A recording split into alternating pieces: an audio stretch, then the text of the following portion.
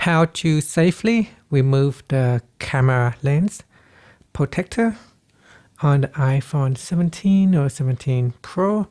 Now you need some tools such as microfiber cloth, a plastic pry tool or a guitar pick.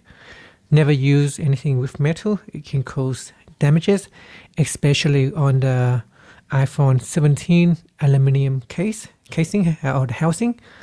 So the first step is, if you have a hair dryer, it is a good idea to warm up this part. Before we do that, you should power off the device. So here I will press on the key combinations to switch it off. Once the phone is powered off, we can now proceed to heat up the camera lens protector. So use a hair dryer on a very low heat setting, and heat it for around 5 seconds to soften the adhesive on the lens protector. Then once the lens is warmed, we can gently insert the prying tool around the edges here.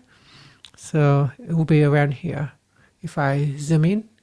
Okay, so here we use a prying tool. After it is soft, you can try to use this prying tool and push it upwards. So you want to push it upwards, right down like this. It can cause scratches around the edge here. So if we just kind of like push it upward like that, you can see it will lift up like that, and continue to do so. And once you got the prying tool in, then just simply gently push it up and take it out. And you can see on the edge here, it wear off a little bit of plastics on my prying tool. That's fine. We can use microfiber cloth and clean it.